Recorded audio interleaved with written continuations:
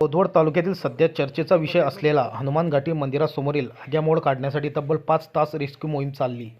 मोहोळ काढण्यासाठी जळगाव मांभोरी येथून निलेश कोळी नावाचा युवक बोलावण्यात आला होता। रात्री 7 वाजेपासून ते रात्री 12 पर्यंत हे आग्यामोड काढण्यात आले। निलेश कोळी यांनी मोहोळ काढण्यासाठी प्रति मोहोळ 2000 रुपये अशी त्यांची फी सांगितली। निंब आणि चिंच अशा 2 झाडांवर एकूण 5 मोहोळ होते। मोहोळ काढल्यानंतर युवासेना उपजिल्हाप्रमुख दिग्विजय पाटील यांनी त्यांना 5000 रुपये व नगराध्यक्ष दिनेश भाऊ माडी यांनी 5000 रुपये दिले।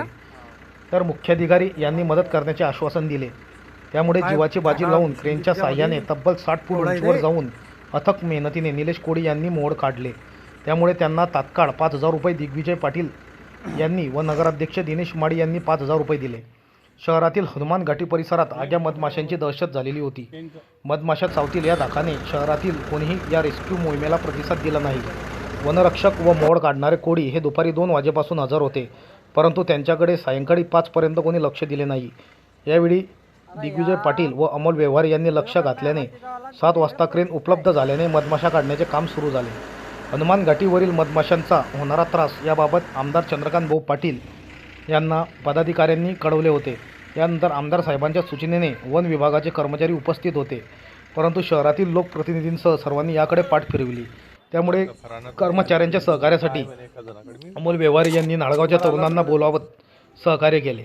यावेळी वनरक्षक दीपाली पातोंड, दिगंबर पाटील, अशोक पाटील, मधमाशा काढणारे निलेश कोळी, अजय बिजागरे, क्रेन मालक विजय व्यवहारे, नगरपंचायतचे कर्मचारी मनोज छपरीवन आदी उपस्थित होते। पोलीस प्रशासनाचे प्रभाकर जाधव, होमगार्ड समीर पिंजारी, मुकेश गवडी, प्रभाकर माळी, अशोक बरकले यांनी सहकार्य केले। तर अमोल माळी, अमोल व्यवहारे, प्रितेश पाटील, अजय बिजागरे, उमेश मोरे भिल, पंकज धनगर, विकी राजपूत, विजय कातोरे, रोहित सपकाळे यांनी परिश्रम घेतले।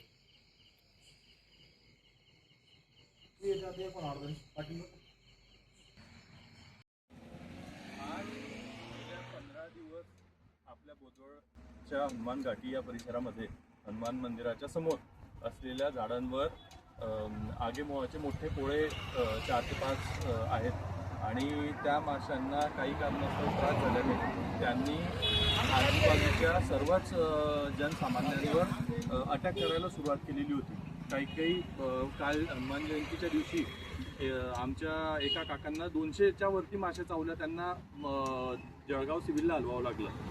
तर प्रशासनाला आम्ही गेले 15 दिवस युवा सेना आणि शिवसेनेच्या माध्यमातून फॉलो घेत होतो।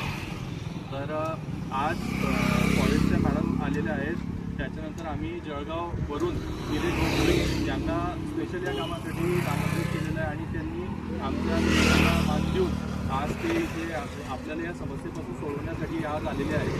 तर याच्याकरता मी आपल्या नगरपंचायत आणि फॉरेस्ट डिपार्टमेंट आणि उपस्थित सर्व जनसामान्य आमचे अमोल भाऊंनीसुद्धा भरपूर फॉलोअप घेतला। तर सर्वांचे अमोल भाऊ व्यवहारे आणि नाना भाऊंनी जी पत्रकारिता करून या प्रश्नाला आवाज दिला त्याच्याबद्दलही मी सर्वांचे आभार मानतो। आणि आता